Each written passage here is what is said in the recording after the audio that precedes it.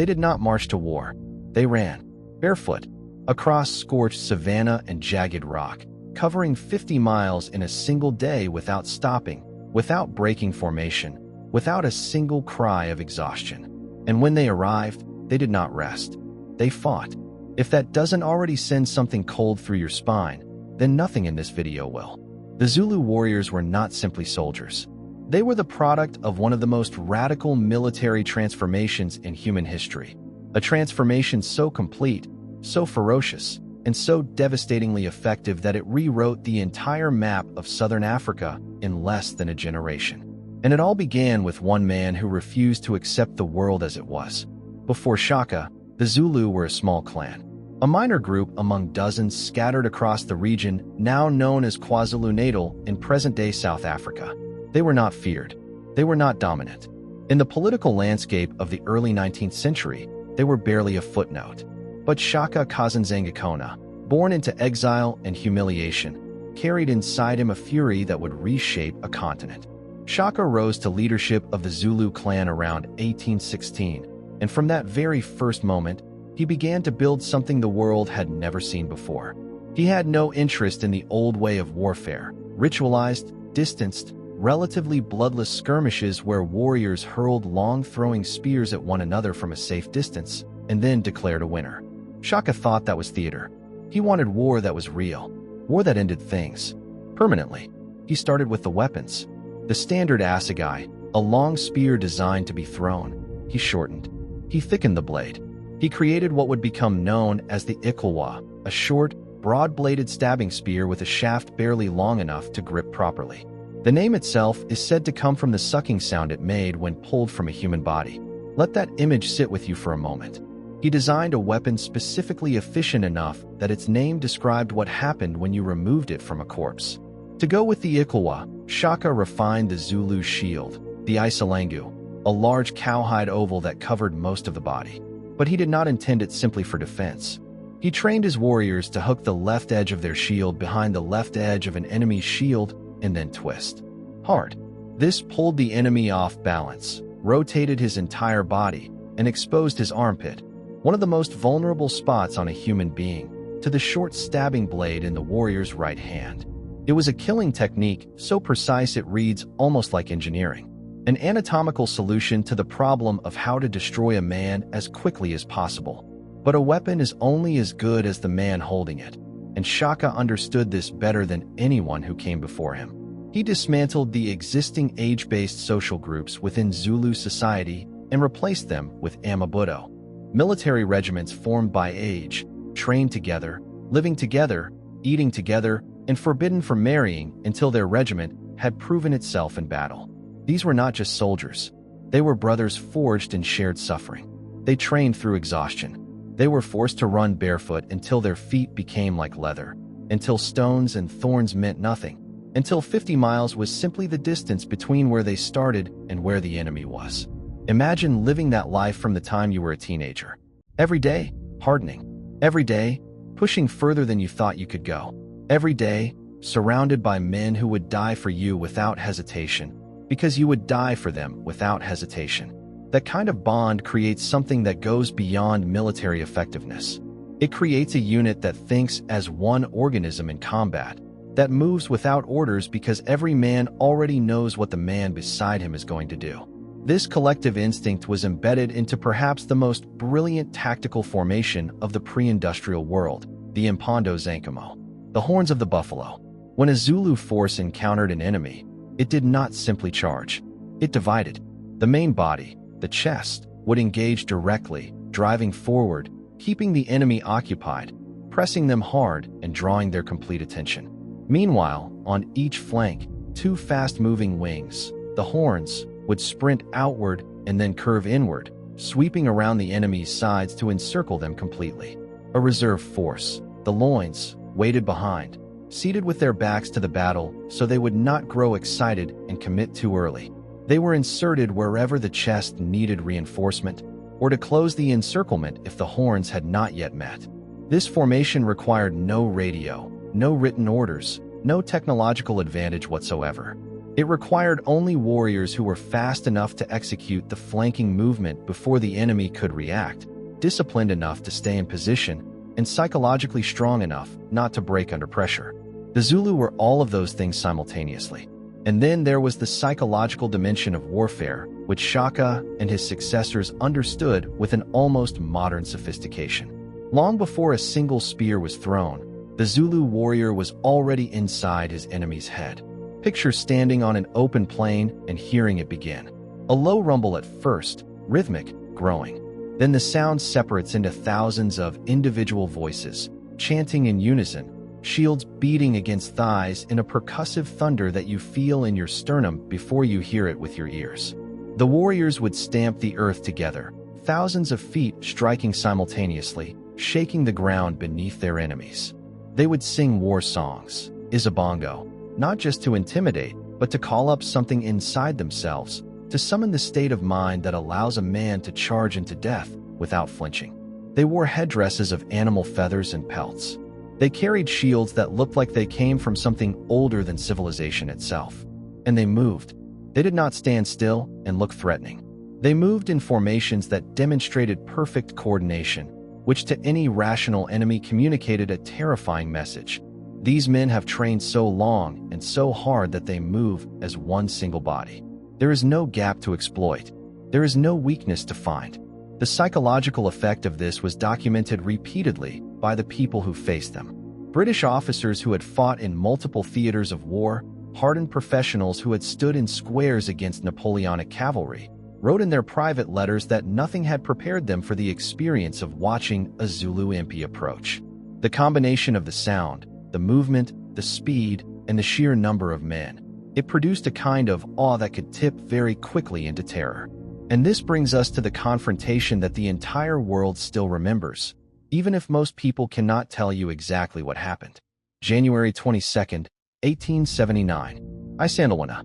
The British Empire was at its absolute zenith. It controlled roughly a quarter of the Earth's surface. Its army had fought everywhere: India, Africa, the Crimea, the Americas. It possessed breech-loading rifles, artillery, and the full industrial might of the 19th century behind it. And on that single day, at the base of a hill shaped like a sphinx lying on its side, it suffered what remains one of the most catastrophic defeats any British force ever experienced at the hands of an indigenous army. A Zulu force of somewhere between 20 and 25,000 warriors, moving under the command structure Shaka had built, using the tactics Shaka had designed, bearing the weapons Shaka had perfected, swept down on a British camp that had not properly fortified its position. The British soldiers were well armed. They fired continuously. The cartridge boxes famously proved difficult to open quickly in the heat of combat, but the real factor was not ammunition. It was the overwhelming execution of the horns of the buffalo on a scale the British command had simply failed to anticipate. The horns moved so fast that by the time the British realized their flanks were being enveloped, it was already too late to redeploy. The chest absorbed their firepower. The horns curved around them. And then it was close quarters, which was exactly where the Zulu warrior wanted to be, where his ikawa and his shield technique and his lifetime of brutal training meant that a rifle with a bayonet and a soldier who had never fought at arm's length against an opponent this fast and this committed was at a terrible disadvantage. Over 1,300 British and Allied soldiers died that day. In a single afternoon, the shockwave that news sent through London, through the entire British Empire, was profound. The idea that a force without a single cannon, without a single factory, without anything the Victorian world would have recognized as modern, could dismantle an imperial column that completely. It shattered something in the collective confidence of the age. But here is where myth and reality have to be carefully separated, because the story of the Zulu warrior has been told in ways that serve various purposes, and not all of them honest. The Zulu were not supernatural. They were not invincible. On the same day as Isandlwana, at the mission station of Rorke's Drift, roughly 150 British soldiers held a fortified position against an estimated 3,000 to 4,000 Zulu warriors for more than 12 hours. The Zulu attackers were eventually repelled, largely because the British had improvised fortifications that negated the mobility and encirclement advantage that made the Impondo Zankamo so lethal in open terrain.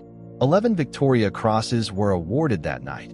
the most ever given for a single engagement in British military history. The Zulu were also not a culture of mindless violence.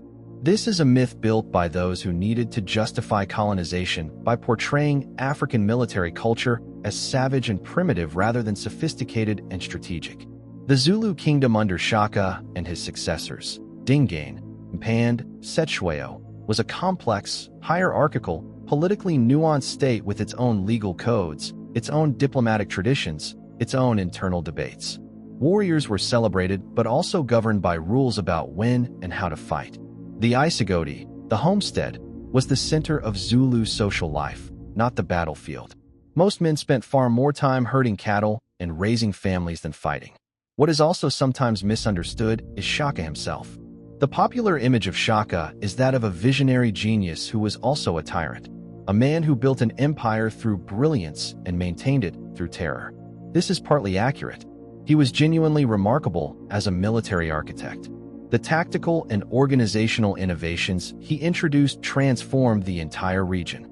But he could also be brutally cruel in ways that went beyond military necessity, and the later years of his rule saw a paranoia and violence that turned many of his own people against him. He was assassinated in 1828 by two of his half-brothers, stabbed to death in the same manner his own warriors had delivered death to thousands.